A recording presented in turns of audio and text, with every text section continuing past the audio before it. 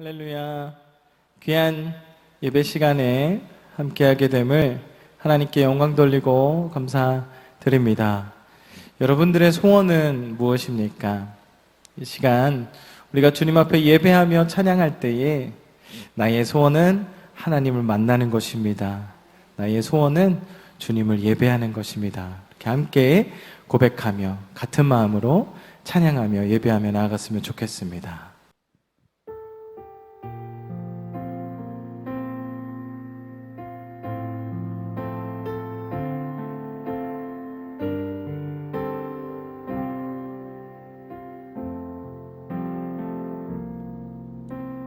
나는 하나님을 예배하는 예배자입니다. 내가 서 있는 곳 어디서나 하나님을 예배합니다. 내 영혼 거룩한 은혜를 향하여 내 마음 완전한 하나님 향하여 이곳에서 바로 이 시간 하나님을 예배합니다. 나는 하나님을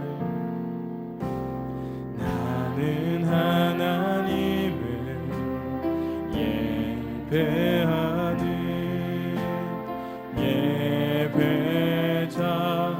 예배자입니다. 내가 서 있는 곳 어디서나 하나님을 예배합니다.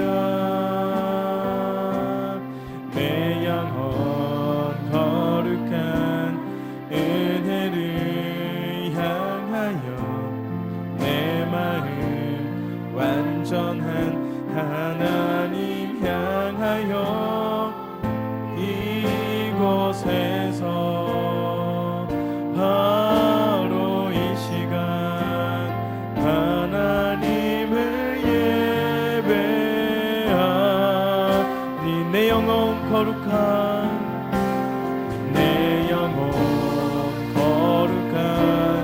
은혜를 향하여 내 마음 완전한 하나님 향하여 이곳에서 바로 이 시간 하나님을 예배합니다.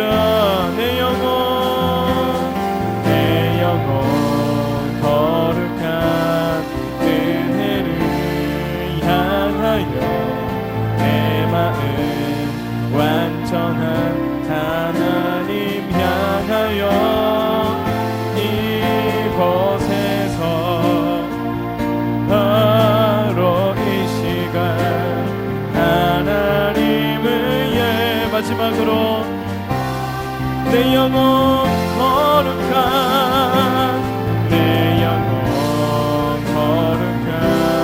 은혜를 향하여 내 마음 완전한 하나님 향하여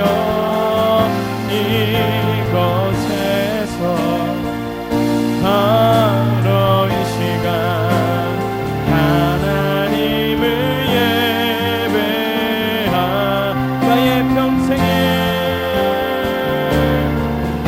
나의 평생에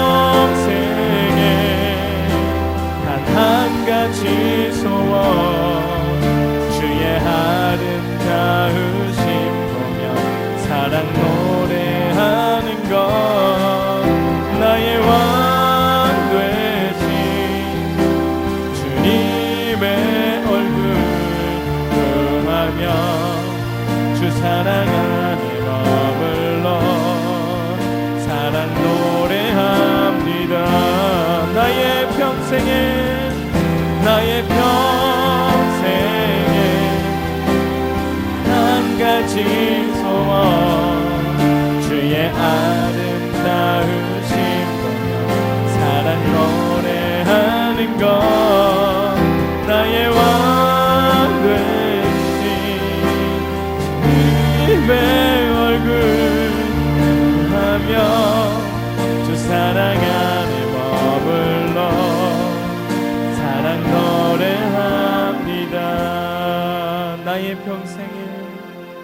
나의 평생에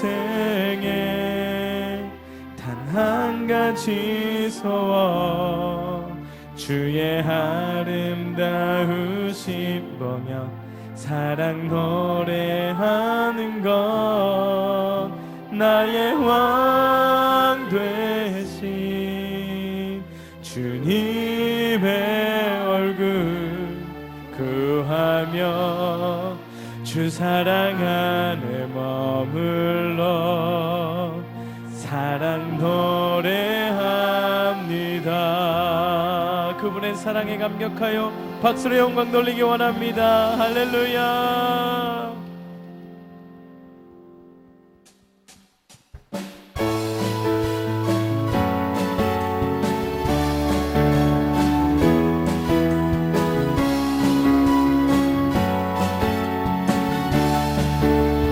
나의 가장 낮은 마음 나의 가장 낮은 마음 주님께서 기뻐하시고 작은 일에 큰 기쁨을 느끼게 하시는도다. 내가 지쳐 무력할 때 주님 내게 힘이 되시고 아름다운 하늘나라 내 맘에 주시는도다. 우리에게 축복하신 하나님 사랑 낮은 자를 높여주시고 아름다운 하늘나라 허락하시고 내 모든 것 예비하시네. 찬양함의 기쁨을 감사함의 평안을 간구함의 하나님 알도록 하셔. 찬양함의 기쁨을 찬양함의 기쁨을 감사함의 평안을 간구함의 하나님 알도록 하셨네.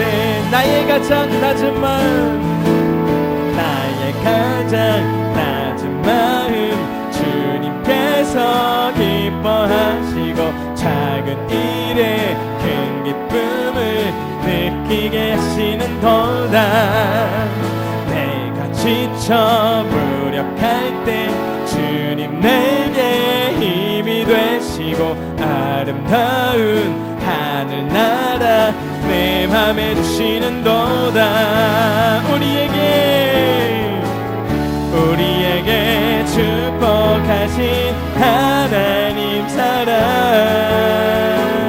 낮은 자를 높여주시고 아름다운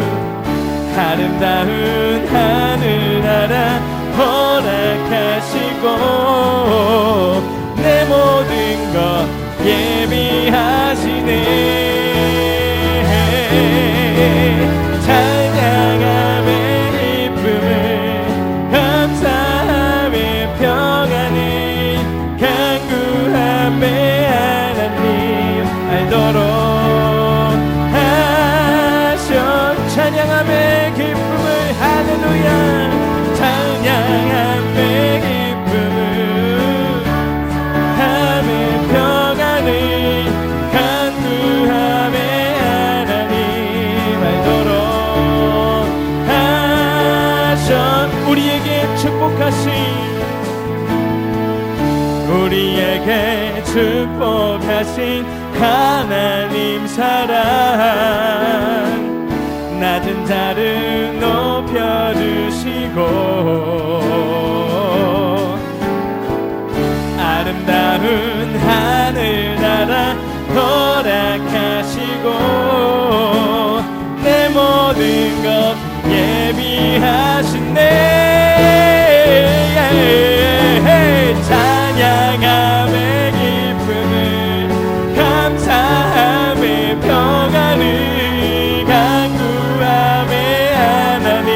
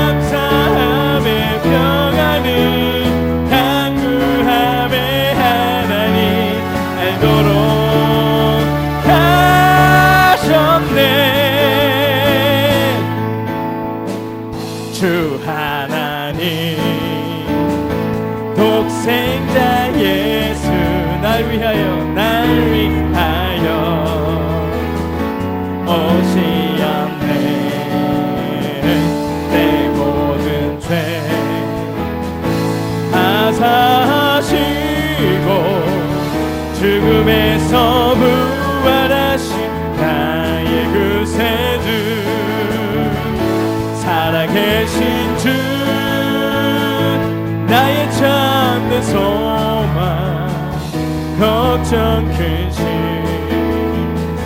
전혀 없네.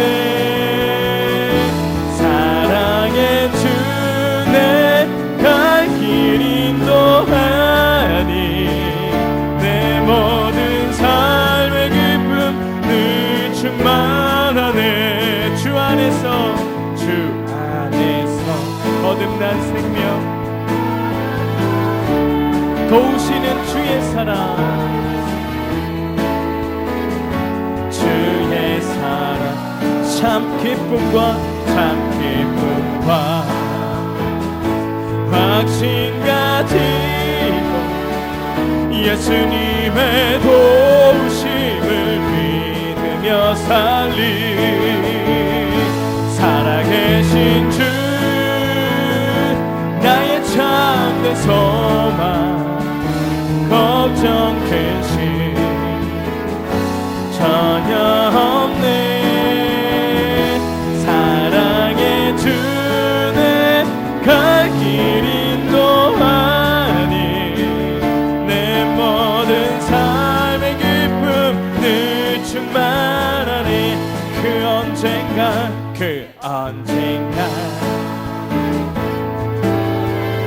까지 주를 위해 싸우리라.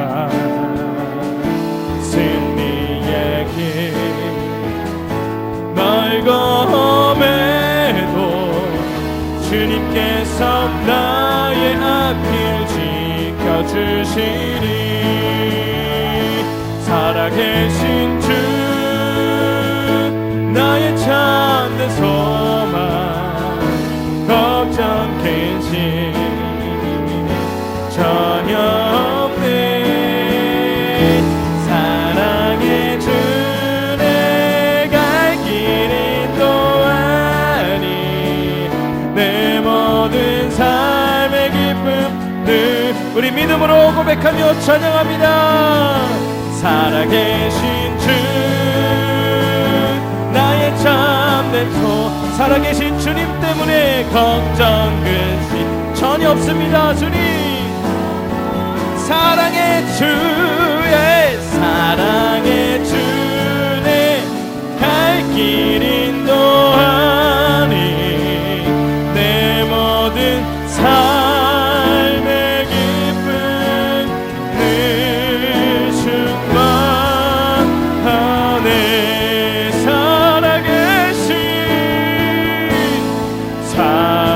살아계신 주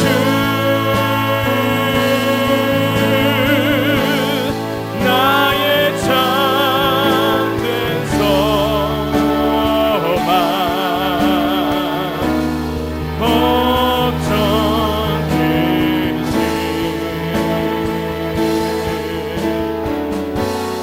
전혀 없네.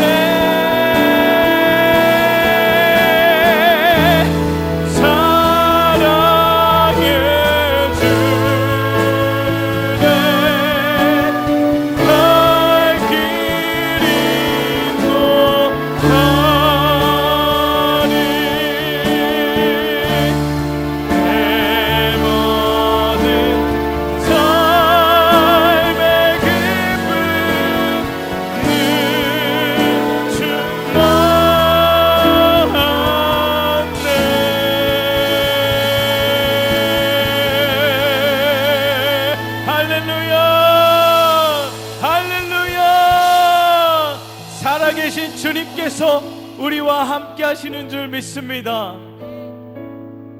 우리 가정에, 우리 직장에, 우리의 학교에, 내가 혼자 있는 그 자리에 살아계신 하나님 함께 하시는 줄 믿습니다. 특별히 이 예배 시간에 더욱더 우리 살아계신 하나님께서 우리의 예배를 받으시고 우리와 함께 하심을 믿고 경배합니다.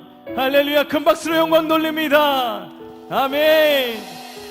이 시간 기도할 때에 살아계신 하나님 그 귀한 말씀 내가 듣겠습니다. 주님의 메시지를 듣겠습니다. 성령 안에서 듣겠습니다. 주님 말씀하여 주옵소서. 주의 한번 부르짖고 기도합니다. 주여 거룩하신 하나님 은혜를 감사합니다. 아버지, 이 시간 신령과 진정으로 주님께 예배합니다. 주님 받아주옵소서. 살아계신 하나님, 나의 참된 소망 되신 주님, 이 시간 예배드립니다. 받아주옵소서. 이 시간 말씀하옵소서. 귀한 메시지를 통해서 우리가 주님의 말씀과 음성을 듣기를 원합니다. 주님, 성령 안에서 듣게 하여 주옵소서. 내가 거한 이곳이 예배 처소가 되게 하시고 교회가 되게 하여 주옵소서. 우리 삶의 터전이 교회가 되게 하여 주옵소서. 오 주님 감사드립니다. 주여 영광 받아 주옵소서.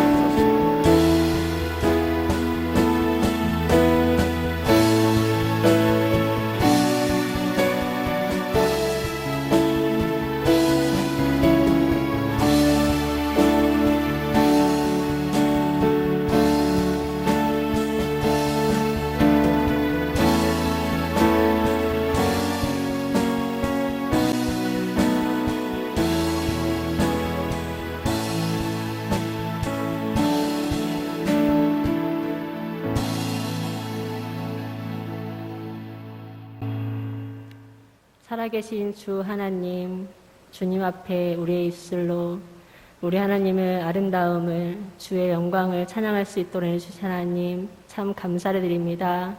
우리가 각 가정에서 주님께 예배드리지만 나의 마음 선전하고 계신 주님께서 정말 주님의 임재 가운데 드려진 예배가 될 수 있도록 주님 함께하여 주시옵시고, 우리의 마음을 다스려 주셔서 우리에게 예비된 은혜를 정말 이 귀한 시간에 선포된 말씀을 통하여서 우리가 이 땅 가운데 살아갈 때에 더 겸손히, 더 주님만을 바라며 주님과의 관계가 회복되어지게 하시고, 우리의 믿음이 온전히 주님께 연락되어지며 정말 하나님께서 기뻐하시는, 흠양하시는 귀한 예배가 될 수 있도록 은혜 베풀어 주시옵소서. 우리가 각 처소에서 서로를 위하여 기도할 수 있는 공동체가 되기를 원합니다. 지체들을 세워주시고 기억나고 생각나게 하셔서 정말 하나님 아버지, 우리 기도가 상교줄로 되어서 끊어지지 않게 하시고 하나님께서 응답하시는 귀한 기도가 되게 하셔서 우리의 몸과 마음이 서로 합한 자가 될 수 있도록 주님 인도하여 주시옵소서.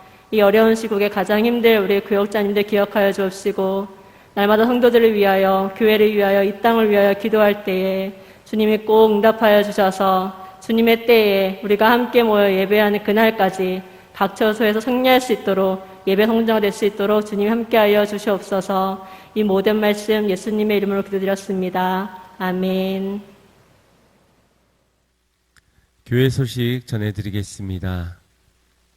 이번 주 금요일은 목장데이로 앞서 말씀드린 대로 화상 채팅 줌으로 목장 모임을 가져주시면 되겠습니다.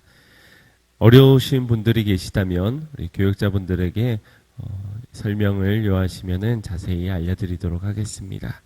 그리고 지금은 온라인 전화 신방 기간 중에 있습니다. 혹시 가정에서 남편분과 아내분과 함께 통화하실 수 있는 시간이 있으시면 시간대를 요청해 주시면 그 시간대로 전화 신방을 드리도록 하겠습니다.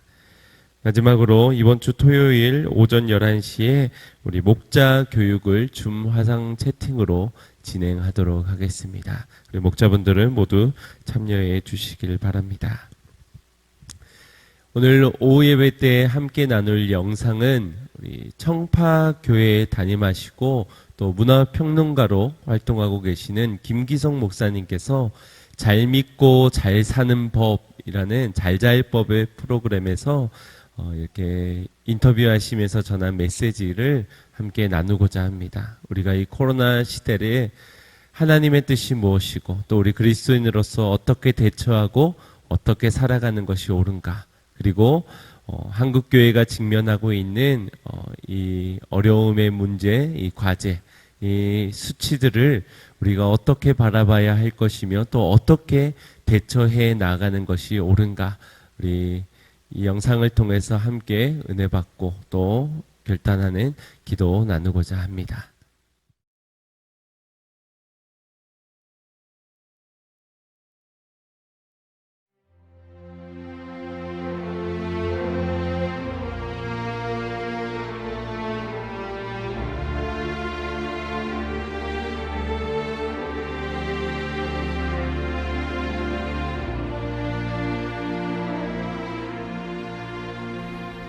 어려운 질문이죠. 어느 누구도 경험해보지 못한 현실이 이렇게 찾아왔는데 이제 몇 달 지나면 괜찮아지겠지 이렇게 생각을 했었는데 의외로 이제 너무 장기화되고 있고, 저는 느낌을 얘기하자면 마침내 올 게 왔다. 무섭지만 그런 생각을 하거든요.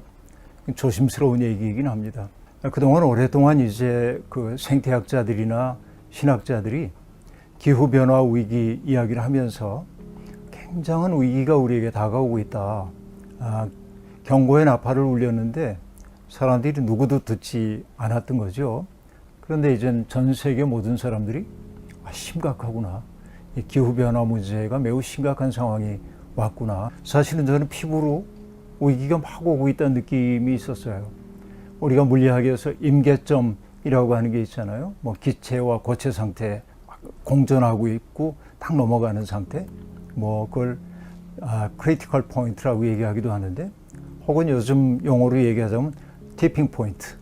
뭔가 결정적인 전환의 때가 마침내 온 거죠. 근데 사람들은 그동안 설마 그런 때가 오겠어? 이렇게 생각했는데 확 와버린 거예요. 이런 시절이.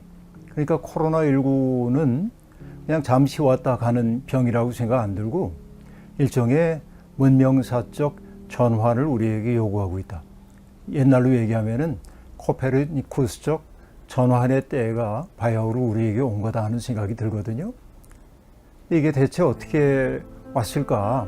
공감의 시대를 썼던 제레미 리프킨이 1990년대까지만 해도 인간이 지구상에서 차지하고 있던 땅이 14%래요. 근데 2000년이 되었을 때 인간이 거주하거나 사용하고 있는 땅이 77%였답니다. 다시 얘기하면 동물들이 차지하고 있었던 그 공간을 인간이 다 차지하게 된 거죠. 그러니까 오랫동안 동물 세계 속에 머물러 있었던 박테리아나 바이러스나 이런 것들이 자신들도 살아야 되니까 누구에게 옮겨가면 좋을까 생각해 보면 인간이 압도적으로 많거든요. 인간 세계로 넘어온 것이 코로나19다. 이렇게 많은 사람들이 얘기하고 있습니다.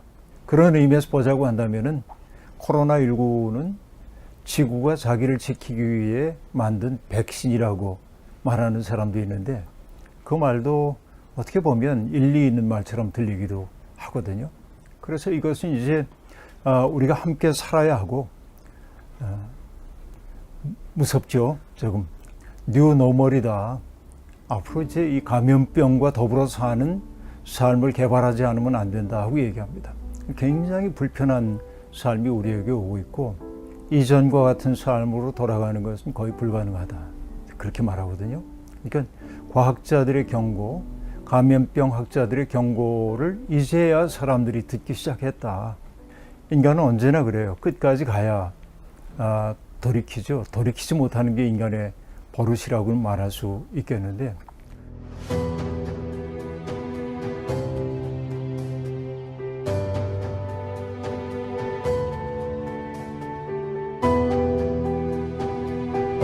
주의해야 할 게 하나 있습니다. 많은 그 종교인들이 이런 일이 벌어질 때마다 설명하고 싶은 욕구가 있어요. 이게 인간에 대한 하나님의 심판이다 이렇게 말하고 싶어 하죠. 인간의 행위가 빚어낸 결과인 것은 맞습니다. 그러나 그것을 하나님이 인간을 치시는 하나의 징벌의 도구라고 막바로 치환해버리는 것은 인간의 그 죄성, 이런 것들을 강조하는 데는 도움이 되는지 모르겠지만 이 현실을 해결해 가는 데는 별로 도움이 안 된다 생각이 들어요. 왜냐하면 지구를 이 지경으로 만든 것 책임이 없는 사람은 없겠지만 주로 이런 세상을 만들어낸 사람들이 과한 소비를 하고 과도하게 편리함을 추구했던 사람들이지, 정말 경계선상에서 허덕이고 있는 사람들은 그런 인간의 자유로운 경제 질서, 경제 환경의 피해자라고 얘기해야 되거든요. 그런데 그들까지도 싸잡아서 하나님의 심판이 그들을 치고 있다고 얘기하는 것은 공정한 태도는 아닐는지 모른다 하는 생각이 들고요. 그러나 하여튼 인간의 위대함이 있다고 한다면 위기의 시기에 인간이 자기를 성찰하고 자기 문명의 본질이 뭔가를 돌아볼 수 있는 능력이 있다는 것이죠.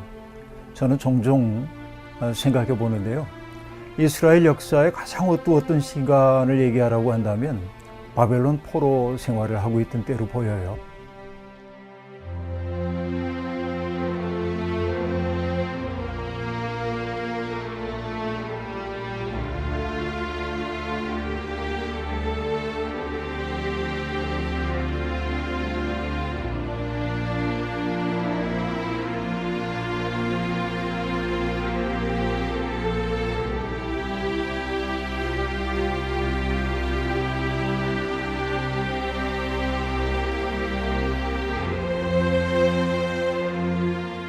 포로로 잡혀가가지고 천대받고 희망도 없는 것처럼 보이고, 그럴 때 내가 생각하기엔 인류 역사의 가장 위대한 노래가 나오거든요. 그게 뭐냐면 고난받는 종의 노래. 그가 찔림은 우리의 죄악을 인하며 라고 하는 그 고난받는 종의 노래가 등장하고 있는데, 그게 아주 깊은 인생의 숭고함을 보여주는 대목들이거든요. 따지고 보면 평안했던데 큰 정신이 나오질 않습니다. 위기의 시기에 큰 정신이 나오죠. 아시아사를 보더라도 춘추 전국시대에 그 위대했던 현인들이 다 등장한단 말이에요. 또 로마가 세계를 지배하고 있었던 그 아주 어려웠던 시기에 예수 그리스도가 등장한다든지, 2차 세계대전에 아주 고통스러웠던 그런 순간에 위대한 작가들이 등장하기도 하고, 그러니까 인간의 위대함은 자기를 돌아보고 성찰하는 데 있다, 이렇게 본다면 지금의 코로나19는 그동안 우리가 살아왔던 삶의 모습을 돌아보고 앞으로 어떤 방식으로 살아야 하는지를 가늠해 볼 수 있는 좋은 기회라는 생각이 들어요. 제가 군 생활을 하고 있을 때 훈련을 받잖아요. 그 훈련 가운데 어떤 게 있냐면 야간 침투 훈련을 하게 되는데 조명탄이 탁 올라와요. 그럼 적진이 쏘아올린 조명탄이면 내가 발각되기 쉽잖아요. 딱 엎드려야 돼. 그리고 조명탄이 점점 내려오기를 기다리게 되는데, 조명탄의 불빛이 약간 어두워지려고 할 무렵에 뭘 하라고 하냐면 고개를 옆으로 싹 돌려서 내가 앞으로 나아가야 할 방향을 확인하려는 거예요. 난 그때 인생의 지혜를 배웠어요.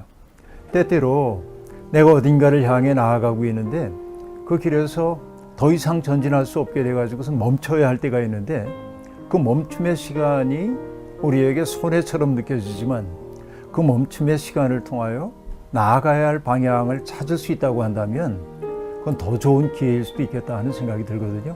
그래서 코로나19는 그렇게 매우 위태로운 삶을 우리에게 요구하고 있긴 하나, 이제는 정말 전면적인 우리의 삶을 제고할 수 있는 하나의 기회일 수는 있겠다 하는 생각이 듭니다.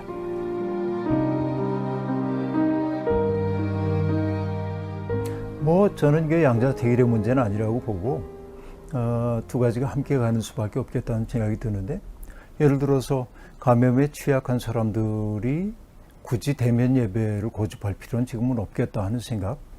하나님이 너 왜 교회 안 와서 이러실 리는 없거든요. 우리가 믿는 하나님이. 그러니까 우리에게 주어져 있는 삶의 자리가 곧 예배의 자리일 수 있다는 생각을 지금 가질 수 있는 기회이기도 한데, 물론 모이는 교회는 매우 중요합니다. 왜냐하면 우리가 서로 대면하고 또 고통도 함께 나누고 기쁨도 나누고 이런 경험들을 통해서 하나의 지체가 되어가는 과정, 이 과정이 불필요하다고 얘기할 수는 없는 거죠. 근데 지금 그럴 수 없다고 할 때 우리가 모여야 되냐 모이지 말아야 되냐 이렇게 하지 말고, 저는 이런 생각을 가져봐요. 바벨론의 포로로 잡혀갔던 사람 가운데 다니엘이 있잖아요. 다니엘은 왕의 지엄한 명령에도 불구하고 예루살렘으로 난 창문 앞에 엎드려서 하루에 3번씩 기도하거든요. 난 이게 굉장히 인상적이에요. 그러니까 성전으로부터 멀어졌어요. 갈 수 없어요. 그 형편이죠. 자기에게 주어져 있는 삶의 형편이죠. 근데 다니엘은 예루살렘을 향해 난 창문 앞에 엎드려서 기도를 했어요. 그건 뭐냐면 예루살렘 성전에서 사랑하는 성도들과 함께 예배드렸던 그 기억을 회상하면서 자기의 정체성을 지켜가는 것이죠. 공간적으로는 떨어져 있을는지 몰라도 정신적으로 영적으로는 이어져 있음의 상징이 다니엘의 기도라는 생각이 들어요. 그런 의미에서 보자고 한다면은 대면하는 예배를 우리가 드릴 수 있는 기회가 된다면은 기꺼이 우리가 함께 모여야 하지만, 그러나 아이들이라든지 노인이라든지 이런 여러 가지 우려가 있는 분들이 굳이 대면 예배를 고집해야 할 이유는 없겠다 하는 생각이 들고, 아까도 제가 얘기를 했습니다마는 성전이 무너졌을 때 이 성전이라는 게 자기들의 신앙의 중심이었었는데, 그러면 예배 드릴 수 없나? 그때 예언자들이 등장해서 뭐냐면 하나님의 말씀이 우리의 가슴 속에 들어와서 나를 인도하는 빛이 되도록 한 거죠. 내면의 종교가 등장하게 된 것이죠. 그런 의미에서 보자고 한다면 그동안은 우리가 건물 중심의 신앙생활을 여기며 살았다고 한다면, 오히려 지금이야말로 정말 내 마음속에 하나님의 말씀이 들어와서 빛이 되고 내 삶을 인도하는 삶을 산다면, 비대면하는 예배라 할지라도 거룩한 예배, 삶으로 드리는 예배일 수 있겠다 하는 생각이 듭니다.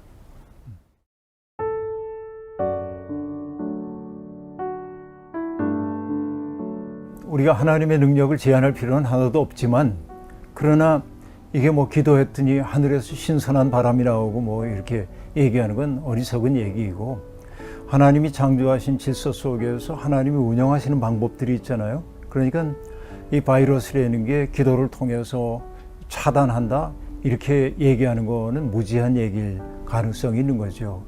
그렇다고 하나님의 능력을 의지하지 말라는 얘기는 아니고, 그러니까 이런 때일수록 하나님 안에서 우리가 어떻게 사는 게 그분의 마음에 합한 삶일까?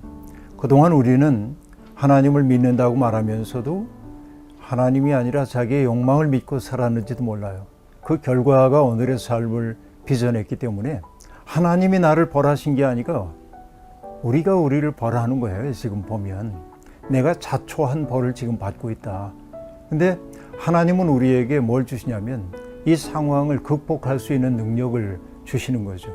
내 삶을 돌아보고 그동안 내 삶이 방만했구나. 우리 문명이 너무 무신론적 삶을 지향했구나 하는 것을 일깨워주죠. 그 깨달음을 주시는 분이 하나님이고, 바로 그게 주님이 우리에게 주신 은혜라고 저는 생각합니다.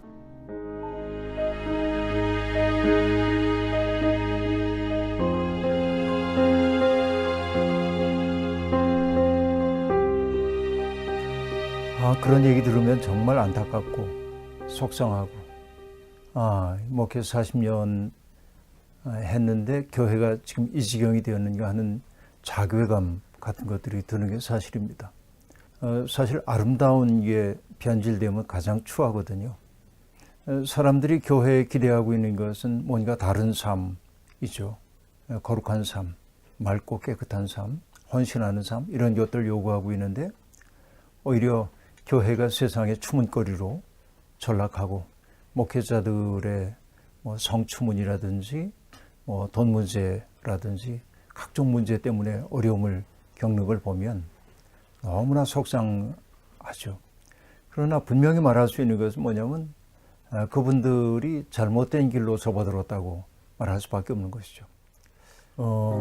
그게 참 어려운 얘기인데, 나는 이제 우리 신학생들이나 젊은 목회자들에게 공부 열심히 하라고 얘기를 합니다. 왜냐하면 오도할 수 있어. 우리는 사람들을 오도하기 쉬운 사람이에요.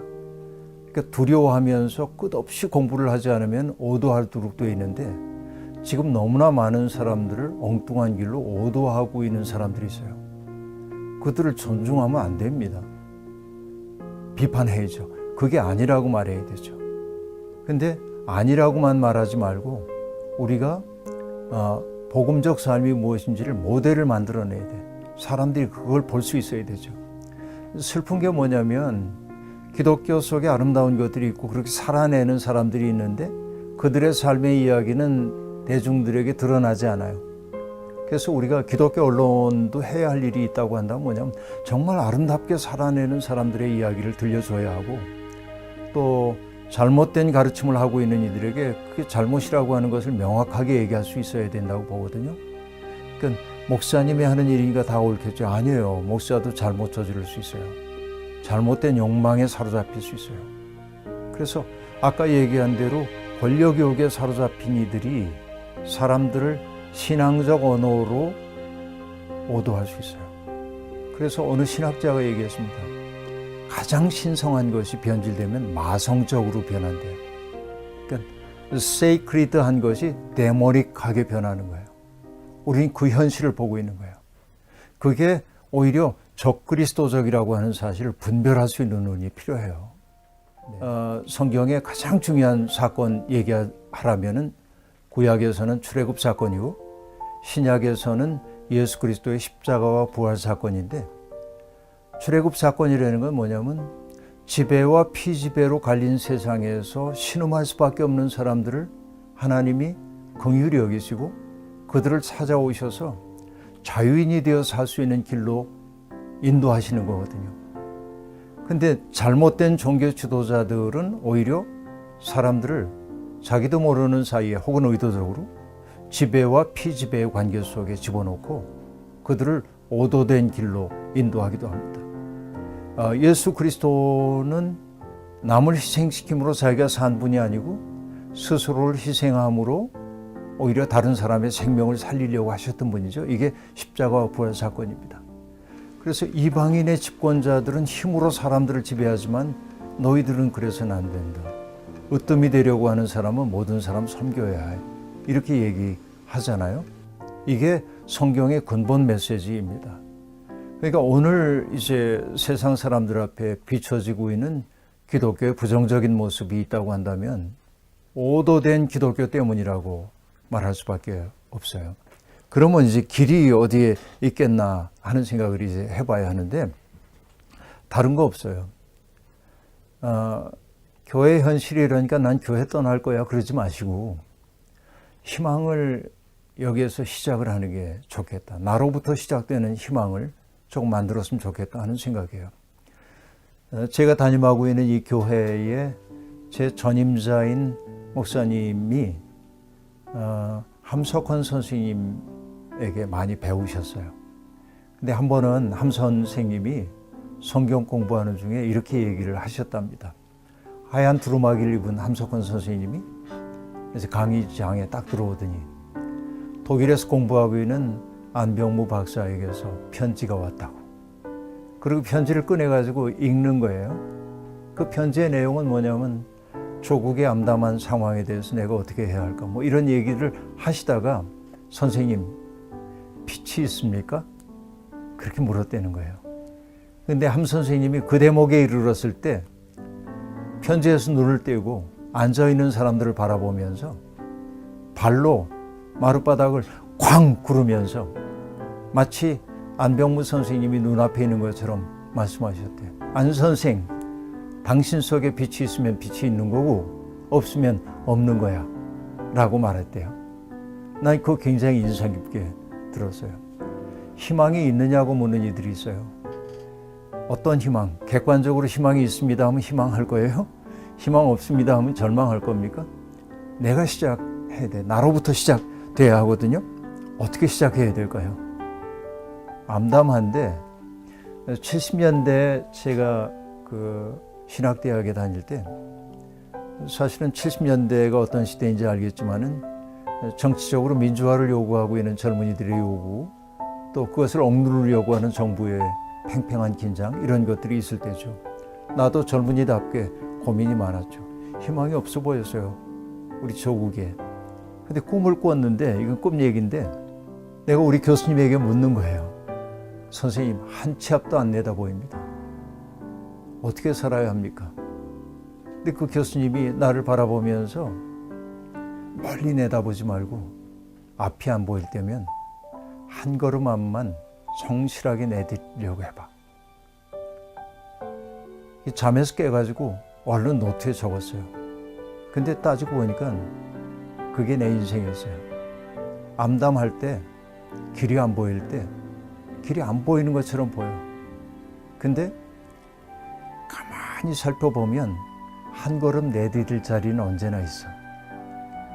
그래서 한 걸음을 내딛고 나면 풍경이 달라져. 안 보이던 길이 보이기 시작해. 그렇게 한 걸음씩 가는 거거든요. 그래서 이 땅에서 절망하고 있는 신앙인들이 정말 교회는 다 썩었어 이렇게 얘기하지 말고 내가 할 수 있는 한 걸음을 성실하게 내딛자. 내가 만들어내는 빛이 반딧불처럼 희미할 망정. 그 반딧불들이 모이면은 사람들 속에 꿈을 만들어내잖아요. 와, 아름답다. 그 빛 하나는 희미하지만 반딧불이 만들어내는 희망이 사람들을 새로운 삶으로 인도할 수 있죠. 나는 이게 그렇게 낙심하고 있는 성도들에게 미안한 마음을 품으면서도 하고 싶은 얘기예요. 네, 많은 은혜 받으신 줄 믿습니다. 우리가 이 땅을 바라볼 때에, 우리 현상들 또 문제들을 바라볼 때에 하나님의 마음을 구하고 하나님의 뜻을 찾는 주의 영의 분별력을 가지고 분별할 수 있는 그런 삶을 어느 때보다도 살아가야 될 때인 줄 믿습니다. 우리가 무너지는 환경들, 상황들을 보면서 낙심하는 것이 아니라 우리 안에 계신 예수 그리스도의 빛으로 희미하지만 그 빛을 드러내며 함께 모여 빛을 발할 수 있는 그런 삶으로 선택하고 그 일로 감당해야 될 줄 믿습니다. 이 시간 같이 합심해서 기도했으면 좋겠습니다.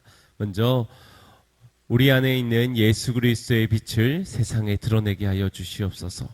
어두움의 세상을 밝히는데 우리 그리스도인들이 마음을 모아 함께 주 예수 그리스도를 더욱 닮은 자의 모양으로 합심하여 이 땅을 빛으로 밝혀가는 빛과 소금의 역할을 감당케 하여 주시옵소서. 이 땅을 향한 지금 코로나 시대를 향한 하나님의 마음을 알게 하여 주시고 그 뜻을 분별하면서 우리 그리스도인이 그리스도인답게, 교회가 교회답게 회복되어지는 놀라운 역사가 있게 하여 주시옵소서. 속히 코로나19가 종식되게 하여 주시고 우리의 아픈 병자들 치료되게 하여 주시옵고 영적인 침체를 겪는 우리의 형제자매들 아버지 하나님께서 치유와 회복으로 도와여 주시옵소서.